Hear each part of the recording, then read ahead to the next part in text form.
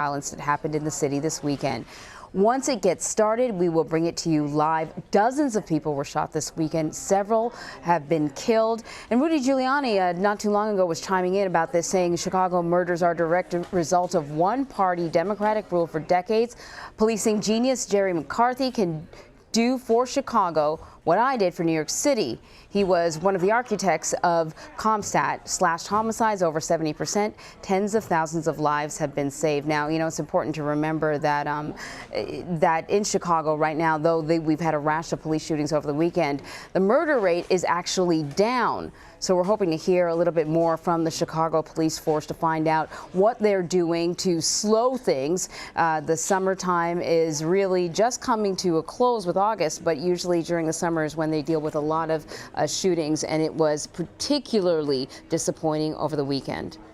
Hi, everyone. I'm Anne-Marie Green. We've got some other stories to tell you about. First, though, we want to turn to California, where a utility worker is the 9th person killed by the massive wildfires burning there. About 14,000 firefighters are battling 16 large fires in the state. The Mendocino Complex fire is made up of 2 fires raging northwest of Sacramento. Now, it's now the second largest fire in California's history. More than 2,000 structures have been destroyed in the state, and flames are threatening 10,000 homes. 42,000 residents are under evacuation orders. Wildfires are also burning in 10 other states. There are 134 fires in total, and they are affecting about 1.6 million acres of land. The National Interagency Fire Center in Boise, Idaho, is mobilizing active duty military personnel to help with firefighting efforts across the U.S. The agency says weather conditions for the next several weeks are expected to aid the ignition and spread of wildfires in western United States. All right, back to Chicago now, where we're going to be listening to Chicago law enforcement talk about this rash of shootings over the weekend. That happens in this city to heart, and I really do take it personally. So I share the anger and frustration that many Chicagoans are having today, because if anything, it should underscore the continuing issue that we have with illegal guns and offenders out on the street that are willing to use them. Immediately following the incidents that we saw over the weekend, I ordered additional deployments of officers in those areas to prevent the retaliatory shootings. In fact, 46 people were arrested for gun charges this weekend, and we seized 60 guns over the weekend, adding to the 5,600 guns that we've also seized so far this year. It's because of the hard work of the officers in CPD that we've seen a 20% reduction in murders this year and roughly 17% reductions in shootings in the year of 2018. On top of that, CPD officers will continue to patrol these areas, and our strategic decision support centers will be continuously working to predict any potential hotspots before they turn violent. Additionally, we're planning future enforcement missions to focus on the individuals driving the violence. But the truth is, and maybe you all are tired of hearing me say that, but as long as we fail to hold repeat gun offenders accountable for their actions, we're going to keep having these discussions on Monday mornings. That's just the truth of it. Because it's the same people who are pulling the triggers in some of these communities. This isn't a widespread issue among citizens of this city. This is a small subset of individuals who think they can play by their own rules because they continue to get a slap on the wrist when we arrest them. Despite the legislation we passed last year for being a repeat gun offender and breaking the law, these individuals still insist on doing just that. I'm tired of it. Everybody in this city should be tired of it. The Chicago Police Department cannot do this alone.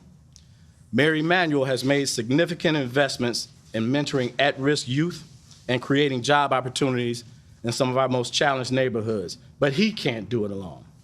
We need everyone, especially our judicial partners, to start making repeat gun offenders feel the real consequences for their actions. We need our governor to sign a bill that makes it more difficult for habitual armed offenders to obtain weapons. We need the community and community leaders to work with us. We need parents to be parents. We need neighborhoods to be neighborhoods. You all know who these individuals are. They come to your homes every day, sleep with you every night. Grandparents, parents, siblings, significant others. You know who they are. We also need those involved with the community to mentor our youth. As a department, we've worked really hard and invested countless man-hours and resources to identify individuals that are disproportionately causing the violence in certain parts of the city. These shootings are not random. They are fueled by gang conflicts. We know who they are, and we continue to send a message that it's okay to commit these crimes by not doing anything as a community. We are all supposed to be on the same side. CPD can be better, but this city can be better. All of those people that I mentioned before need to work together against the violence so that our communities can rebuild. And despite what we saw this weekend, I'm still pleased between CPD's work, the mayor's investments, and the work of our community members that we're still reducing overall gun violence this year. But we still have a lot more work to do. And I think that was evidenced by this weekend. But we need everyone to come to the table with less talk and more action. And now I'd like to ask Mayor Emanuel, CPD's biggest supporter, to come up and share some thoughts. Also like to thank the commander, the superintendent, the alderman.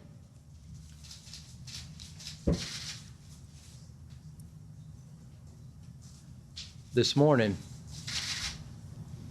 I spoke at a graduation of young men and women that's part of our summer jobs. Their parents were there. And I told them then, as I told them about taking my train in with my daughter as she went to her summer job. These are young kids from our high schools. And I said to the parents, you know, in the Jewish faith, when you get married,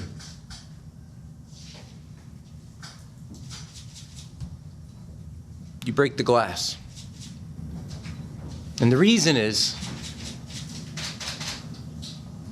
to remind us that in a moment of joy and happiness and celebration of life, life is fragile. And I asked the parents, in the same way that I said goodbye to my daughter on the train, and they're looking at their children celebrating this milestone, to hug them,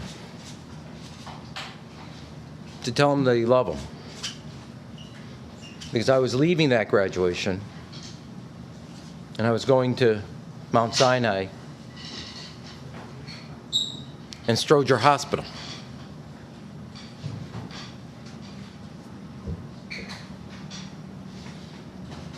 To hug the doctors and nurses and medical teams. While they acted professionally, they too have a soul.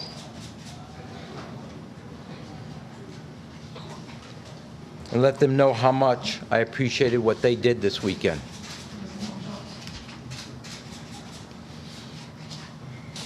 Look, we have a heavy heart. Our souls are burdened. What happened this weekend did not happen in every neighborhood in Chicago, but it is unacceptable to happen in any neighborhood of Chicago. We are a better city. I know the people of this city, of every walk of life. I've been on the phone with a mother today, 2 of them. They have the same aspirations, same desires that I do for my children that you do. And somebody on a bike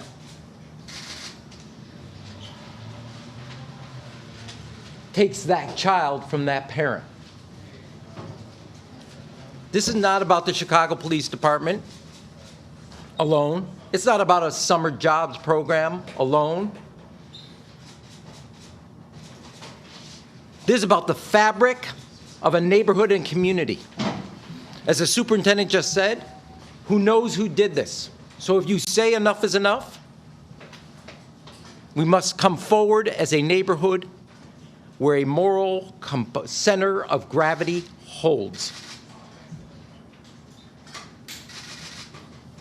I saw it, as the soup did, with Pastor Brooks on the west side on Wednesday night. Police, religious leaders, congregants, people from all parts of the city walking together.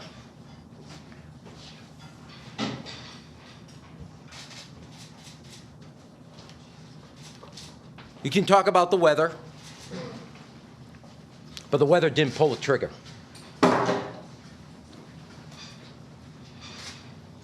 And you can talk about jobs, and they count, but in parts of the city where there aren't jobs, people did not pull a trigger.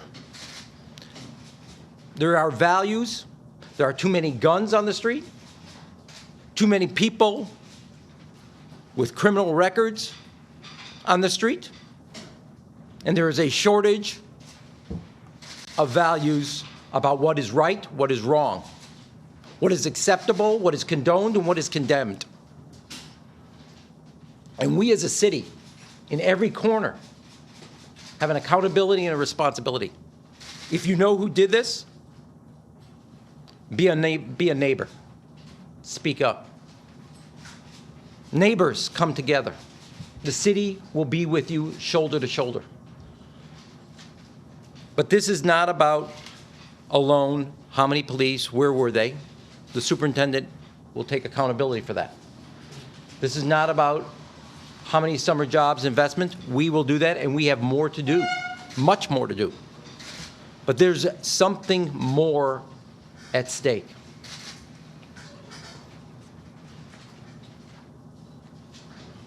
And all of us know that this is not Chicago, what we saw. Therefore, all of us who love this city and call it home have a responsibility to heal our neighborhoods, to hold a mother or a father or a grandmother in our arms. And as they heal, we as a city must heal. Not by pointing fingers, but by finding compassion and concern and actually being a neighborhood and community. I have met these people, as yesterday in Belmont-Cragen, celebrating together the possibility of a new school. That is who I know we are, and we are better than what we saw. It may not have been in your neighborhood. It may not have been in your community. It may not have been in your block. But that block, that neighborhood, and that community is in the city of Chicago, and it is part of our home. And the people that make that up, that community, know that they have a city that stands with them.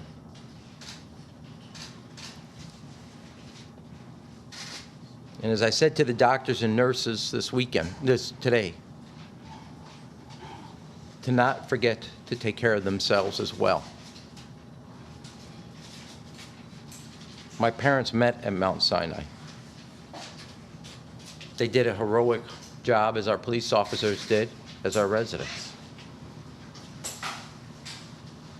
But they too have a soul. They too have a heart. And this rips at both of those. We owe it to each other to do better and be better. Take questions. Superintendent, have any people been arrested in connection with the shootings that happened this weekend? Say again? Have any people been arrested in connection with any of the shootings that happened this past weekend? We have really good leads on quite a few of them, but we haven't made any physical arrests yet. And the other thing, too, is what we've been hearing about what happened this weekend, especially with respect to the mass shootings and the multiple victim shootings, is that they happen in areas where there were mass gatherings, like possibly there have been parties happening on these blocks. I don't know if these were like unofficial block parties, but I know we've been hearing about that in the news a lot lately. Did any of these shootings, particularly the mass shootings over the weekend, that they happen at these unofficial block parties that were happening on the block? Yeah, we had a few that were large gatherings on particular blocks, but I have to tell you, what we saw this weekend, it rips at everything that I believe in, because I know as a city and as a neighborhood, these neighborhoods across the city, we can do better. Certainly CPD can do better, but at the end of the day, the members of CPD don't go to bed with these individuals at night. They don't wake up with them in the morning. It's very rare we actually witness this stuff. Somebody knows who did it. They do. They know that. They hold me accountable. They hold the mayor accountable. They hold the city council accountable. Where's the accountability? You know what I never hear? I hear people holding us accountable all the time. I never hear people saying these individuals out here in the streets need to stop pulling the trigger. I never hear that. I never hear that. They get a pass from everybody, and they shouldn't. They shouldn't. You should be able to gather on your block and have a block club party with not the fear of being gunned down. And it's the same individuals that continuously commit these crimes. Where's the accountability for them? Superintendent I John. have a question. It's hard for me to breathe, so I have to stand up to speak. Forgive me. I've been shot. I was a drug dealer half my life, and I shot a lot of people. About a week ago, we got together with most of the heads of the gangs, the founders, as well as people that were in the room that nodded that they were shooters. And in that meeting, they expressed that they were tired of some of their loose cannons that are going out and shooting. But one of the things that, I'm from New York City. My commitment is to be here for the summer. I've been 24 days without food and just hoping for a week of peace in Chicago. But while we've been here, I don't see, like, one of the strategies that worked in New York, in those neighborhoods with Crime Stopper signs all over billboards in New York that said, if you see something, call this number. You don't have to identify yourself. I'm just wondering, are you guys at a point now where you would say, hey, I'm clergy, can clergy come in? Can ex-gang members come in? Can cops in other areas? New York City is now one of the safest cities. LA is now safer. Can y'all join forces? Is there openness to that of saying, okay, we're not Chicago, we don't know everything. Can we now make this a national issue where we all work together and share intelligence? Maybe it's happening, but I pray for y'all regularly, and I pray in Jesus' name that you guys knock this out the park, because we want to be safe. My wife and I had to dive on the floor while we were driving here 2 minutes from a shootout. Okay. So you guys You know are what? doing great. Listen, I appreciate those comments, and the answer to your the short answer to your question is yes, we are doing that. You know, since I became superintendent, I've been all over the country as well as my command staff, collaborating with other agencies to do exactly what you're talking about. But at the end of the day, you are exactly right. A lot of the shooters that I talk to, they're tired of it. Well, then, if you're tired of it, prove you're tired of it. Get your buddies to put down the guns. So is anybody talking so far? Are people from the community talking to you guys, giving you tips about what's happened this weekend? Has that flow of information started? Yeah, Ryan, we have been talking to several individuals. You know, listen, the good people in these communities, and the good people far outweigh the bad people. They do far outweigh them. They're sick of it. So yeah, they're calling. I got several calls this morning myself. You know, I think half the city has my cell phone number. You know, so people call me to give me tips and clues. You know, but we work hard with the detective division. We work hard with the state's attorney's office to ensure these people, if you do come forward and testify, it's our obligation and responsibility to keep you safe. Let me do one thing and then go right to you. Okay. I regularly attend church, much to my rabbi's chagrin, but I do. I've seen the love, compassion, and sense of community in that place of faith on Sunday. It needs to be out on the streets Sunday through Sunday, not just confined to the walls of a place of worship. And I've seen a lot of religious leaders and members of those congregations do exactly that. Take that faith, take that sense of neighborhood out to the street. That's what Pastor Brooks did on the west side. That's what a number of pastors on the south side do. Don't think for a moment people don't know who in the neighborhood was responsible, who actually did this. And so if you say to yourself, enough is enough, will that implore you to then do something so this doesn't happen again? The offender, in almost every situation, I can't say it universally, is known by somebody. They have a moral responsibility to speak up so there can be legal accountability for those actions. Mayor, I just yeah, I promise. follow up with, you mentioned the numbers are down, Superintendent. Why then such a violent weekend this weekend? What has your investigation told you about the gang dynamics or whatever that led to all of these shootings this last weekend? Well, you know what? People have asked me, is it the weather? Is it this? Is it that? No, it's the psychology of the people pulling these triggers. That's what it is. Weather, all that does is afford more people to be out to enjoy the summertime. But the weather doesn't cause a person to say, you know what? It's 90 degrees, I'm going to go out and shoot somebody. It doesn't work like that. It's just simply holding these individuals accountable. Now, the fact that we had so much this weekend, we'll have to wait and see if we can determine that. But I doubt, because listen, this was contained in roughly 4 districts in the city, on the south side and the west side, right? So it's not like those people got together and said, we're going to go out here and create chaos. That's not what happened. It's just a matter of us being better as a society, holding people that pull triggers accountable. Superintendent, did Lollapalooza play any role in perhaps? No, there was no drain of resources regarding Lollapalooza. That was all overtime initiative that handled. Can I add one thing to this? I really want you to hear a couple things. This did not happen in every neighborhood, and it's not acceptable in any neighborhood. As the superintendent just noted to you, as they look at this, there's about 4 or 5 districts, primarily on the south and west side, that the bulk of this criminal activity and gang violence happened. There are neighborhoods and communities similar to the ones where this happened, where nothing happened. Similar weather conditions, similar economic conditions, similar family, cultural. So the question is, what made that different? And I'm constantly reminding you, not every question, but like you asked appropriate question, Lollapalooza question was asked, where was the police? What were they doing? What happened here? What was the distribution? There's another set of questions, legitimate questions. I'm not questioning the questions. There is a component of this that gets to a moral, ethical, value piece that is a question that must also have equal value and be measured in the same way. And I do want to implore, and I do say this, having talked to one mother today, lost a child. She did everything right as a parent. Her child has been stolen from her, and for her friends, that child will never have a childhood again.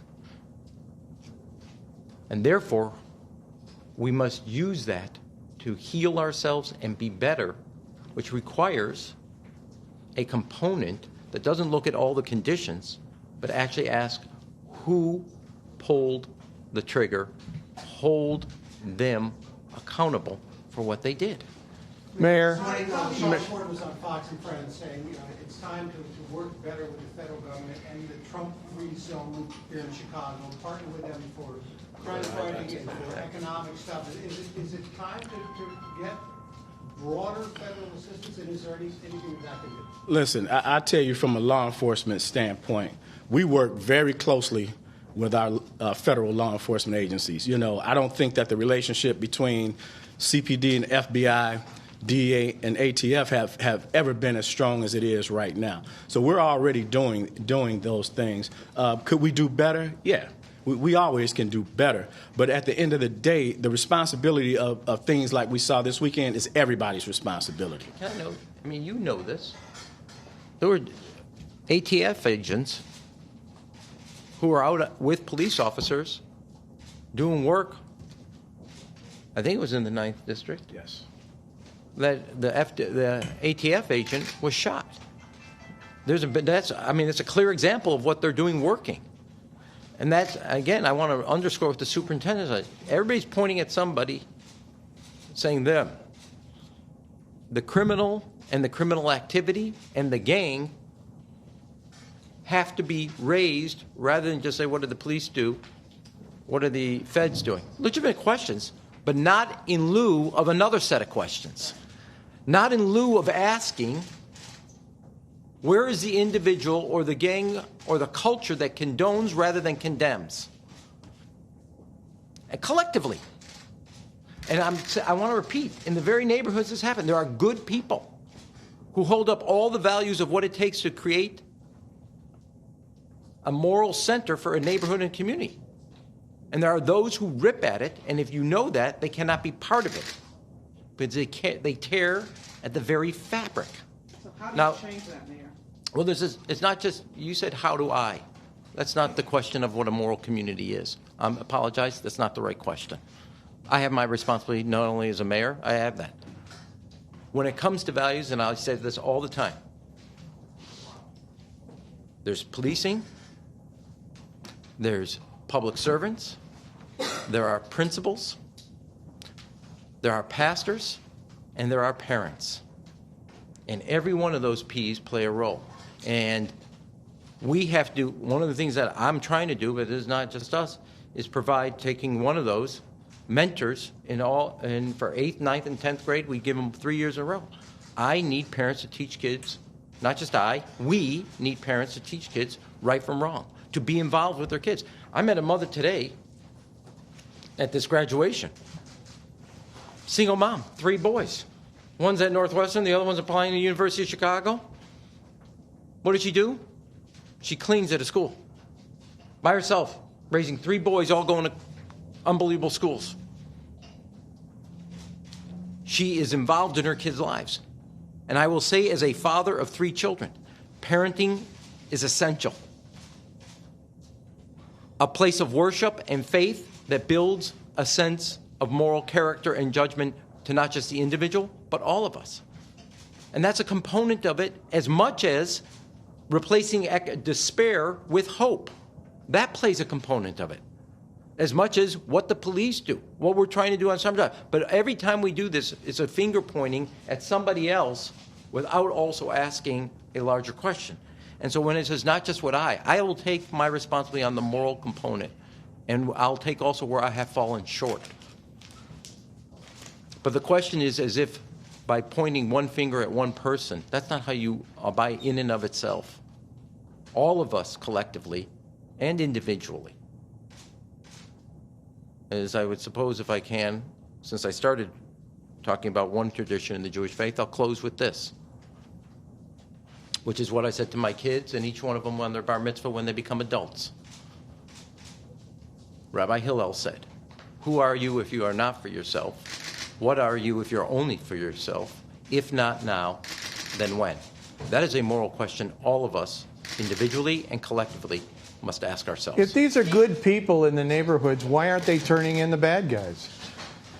You know, that's a question we've been asking for quite some time. You know, so listen, that's something they have to do better at. The police department, you know, I will never run away from the fact that the police department has issues in certain communities across the city. I'll never hide that fact. We've had race relations issues in CPD. I've been a cop for 30 years. Don't think I'm naive or tone deaf to that, because I'm not. You know, but what I can say is this: we're working hard to repair relationships in the community, especially the black communities with CPD. That's not easy to do. You think it's easy for me to stand up here and have to talk about this? Because it's not. I don't enjoy this, but I know it's the reality of what we're looking at. So I made a commitment 2 years ago to make CPD better. We're making progress. But what I'm asking is for the community to step up and do their part also. We can't solve these things without the community. CPD is only as good as the faith that the community has in it. So it's up to me and my command staff to try and repair those relationships in the community. And we're making progress. But at the same time, every societal ill just simply can't be placed at the doorstep of the police department and expect them to handle it. The police department isn't here to raise children. We're not. I can't tell you how many people come up to us talking about their kids and what we can do. No, it's not about what the police department can do. It's about what you should do. You should do. And sometimes it does take a village to raise a child. I'm okay with that. You know, when we see parents out there struggling, it's our obligation and responsibility to reach back and help them raise their children, help them be better parents.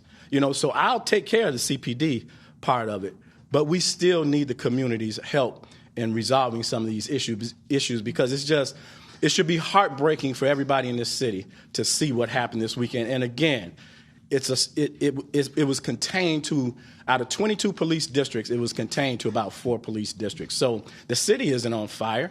We just have to do what we have to do in those challenged areas to make it better. I think you got a question. Do you think the city and residents are shell-shocked going through PTSD? I know Father Flager over the weekend tweeted or Facebook, where's the outrage?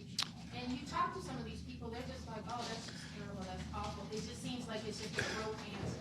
Yeah, that's a frustration that I see. You know, listen, my relatives, people I grew up with in the city, call me all the time. And what worries me is that in certain areas of the city, we begin to normalize these things.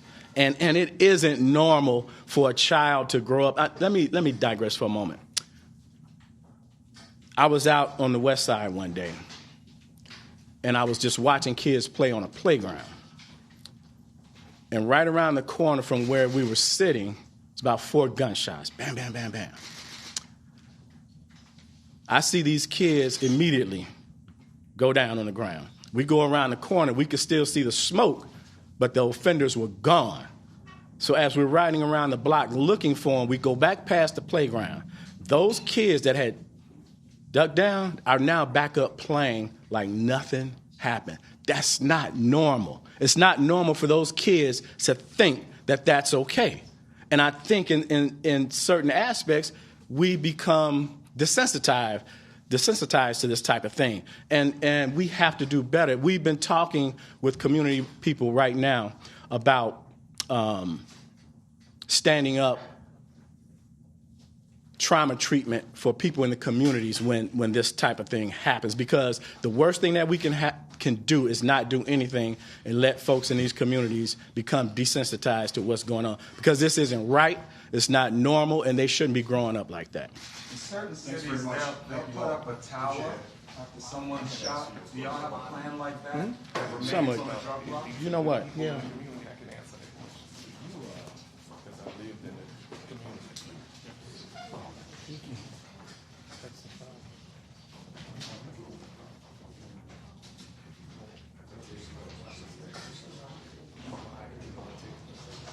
No, I know I don't tell. I'm not new to this city. I've been coming to this shit for years. I know exactly what I won't tell. But that's bullshit. Hey, John, how are you? You know what? And in another part of the world. So we've just been listening to the Chicago Police Chief, Eddie Johnson, as well as the Mayor of Chicago, Rahm Emanuel, reacting to the rash of gun violence over the weekend, starting Saturday at midnight. Dozens and dozens of people shot, a number of people killed, maybe about 10 so far. But, you know, these numbers are fluctuating because there was just so much gun violence. And police saying the gun violence was targeted. It was gang related. There were shoot-ups at a funeral, at a block party, at places where people had gathered on their front porch. And the mayor and the police chief sounding particularly exasperated. We know that in terms of the numbers, gun violence is down in Chicago, murders are down in Chicago, but a weekend like this highlights just how disturbing the trend is, that even with a reduction in gun violence, it's still really out of control. And the police chief wanting people to know that really the focus was on just 4 police districts in the west side of Chicago. So we're not talking about a citywide problem. It's concentrated to specific areas. but it's bad in some areas. And what we heard from both the police chief and the mayor was a desire that people that live in these communities assist with the police, come forward and help. I thought it was particularly interesting that Mayor Emanuel used a phrase sort of highlighting morality. He called it, moral responsibility to come forward and assist police. But things are complicated in these neighborhoods. Schools are stretched to the limit. Good jobs are hard to come by. This sort of gun violence doesn't happen in a vacuum, and there are a tremendous number of social trends that contribute to this. Chicago has certainly become, if you want to call it, the poster city for this sort of gun violence, and police have been working hard. They've removed more than 5,000 guns from the streets last year. The police chief saying they removed 60 more just over the weekend. So we want to bring in our CBS News national correspondent, Dean Reynolds. Dean, you were in that press conference. The mayor, Rahm Emanuel, he looked particularly emotional when delivering his speech, but he used the phrase, moral responsibility to, I guess, encourage people in these communities to come forward and help police. What was your takeaway? What was the highlight for you? Well, to be honest, we've been here many times before. I've seen the mayor exercised about the violence in the city many times before and make the same points. One very famous moment when he said, "Who raised you?" in reference to the people who were doing the shooting. So there's really nothing new here. There's just mounting frustration. The police superintendent, Eddie Johnson, said that the police have a lot of work to do in restoring trust in these communities and getting people to come forward and identify those who are guilty of doing these shootings. It occurs to me that if we were, let's say, in the Middle East somewhere and we were discussing wanton, indiscriminate shooting of innocent people, we'd be talking under the rubric of terrorism. But they're very reluctant to apply that label to what's going on here. Instead, they talk about, no opportunities, unemployment is high, schools are closing, et cetera, et cetera. So again, we've seen all this before. The question is whether anything will change because of it, because it hasn't in the past. But there has been some progression being made, right? The police chief talked about the thousands of guns they were able to pull off the streets. The mayor talked about programs. This weekend it looks really bad when you look at the numbers for this weekend, but have things been improving? Well, yeah. I mean, when you look at the whole city is fine. It's about 4 districts in the city where all of this stuff is going down. The rest of Chicago is peaceful. There was a great big Lollapalooza concert here over the weekend. No problems there. So yes, the violence is going down marginally, but the problem areas are still the problem areas. No matter how you look at it, no matter how you cut it, they know where these problem areas are. And I think the wonder is that if they knew there was a block party going on after midnight in one of the problem areas, why they didn't assign police cruisers down the block as a deterrent to it. We haven't had an answer to that. Yeah, that's a really good question. And I want you to forgive me, Dean, because I'm going to ask you to sort of speculate a little bit, if you feel comfortable. But, Rahm Emanuel sort of really put the pressure on residents to do more. And like I said, he sort of framed it as sort of a moral responsibility. I know during the week there were huge demonstrations. They blocked a street protesting gun violence. How do you think that particular message from the mayor, who I know has been embattled, how do you think that's going to go over with some of those people who were protesting over the weekend? Well, I mean, he's not really shifting blame or anything. I mean, who can argue that what is going on the south and west sides is moral? So, yeah, morality comes into play. And I would also point out that these were not huge demonstrations. They were a couple hundred people demonstrating along Lakeshore Drive, and they were received well in the north side communities where they march right up to Wrigley Field. So there's sympathy here. The problem is nobody knows what to do about it. And they talk about confiscating the guns. They talk about passing new laws to increase penalties for those holding illegal weapons. It's anybody's guess which one of those things will actually really strike a blow against this violence. Indeed, yeah. You know, it's disturbing when you hear about what happened over the weekend, but, you know, it's good to point out that it isn't just a few districts. And in fact, most of Chicago is doing well. And it's such a, it sort of boggles the mind why with such a few areas to focus on, why we can't figure this out. You know, certainly there's a lot of attention. Well, you can overlay statistics on those areas, unemployment statistics, poverty, poor education, illegitimacy on those neighborhoods, and that's how you identify the neighborhoods. The rest of the city, pretty good. Right, that's right. You know, this kind of violence, like I said before, does not happen in a bubble. A number of social trends that have been in place for decades is part of what gets us here. I want to thank you so much, Dean.